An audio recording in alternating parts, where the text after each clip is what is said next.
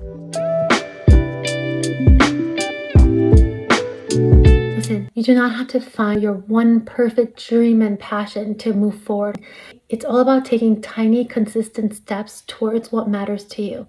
And if you stay authentically aligned to that, the rest will organically fall into place. So for me, ever since I was little, I wanted to be an actor, writer, storyteller, all that stuff. I loved all that. That's what I wanted to do.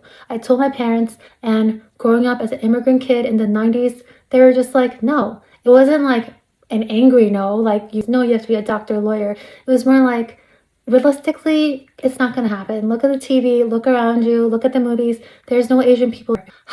Little did they know K-pop Demon Hunters was on the way. My heart breaks a little bit thinking about the little girl that was like, okay, yeah, this is not for me. But I'm excited for all the little girls and boys today that see more of themselves. So I was really confused. I didn't know what the heck I should study or do, so I studied finance, which is not a good fit. I got a job through networking because my grades were terrible, and I made it work.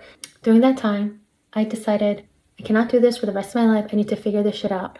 However, I also got used to having an income. So I didn't feel like I could go full on try to be an actor or writer or anything like that because the media still hadn't shifted. There was still not a lot of people that looked like me. I did research, I took classes, and I discovered UX design. It was pretty new at the time. It felt creative and stable, like I was going to make a reasonable amount of money and still be able to be creative at work. So I went to grad school and I became a UX designer, and that is what I still do today.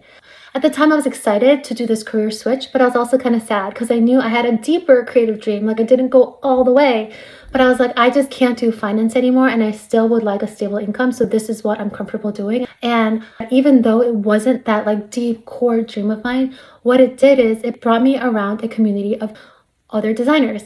And what did I learn? A lot of designers, not all of them, but a lot of them have more artistic, like purely artistic passions and side hustles and things inside, but they also wanted stability. So it started feeling normal to have multiple dreams.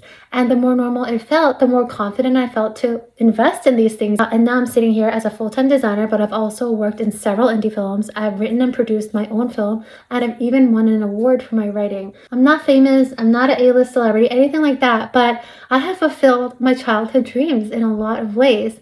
And I would have never got here if I just didn't take the tiny steps towards my values, like creativity, financial stability. I figured out what I valued, and I just started taking little steps towards them. So please don't wait until you discover or figure out your one perfect dream, your one path to getting there. Just figure out what your core values are and move towards them. It's not going to be overnight. It's going to be up and down. But if you clarify your values and what matters to you and start moving in the direction of that, your dreams will organically start to come to life.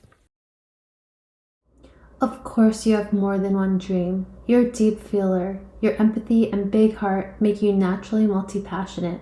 That is a feature, not a flaw. Don't get stuck trying to suss out which dream is your truest before you make any moves. That pressure to choose the right one just makes you freeze. Take a step, big, small, or tiny, toward any dream. This will create clarity for them all. Some will build on each other, fall away, or shift entirely as you figure out what actually lights you up. Without action, your dreams become so abstract and precious, they get too fragile to touch, and instead of inspiration, they can haunt.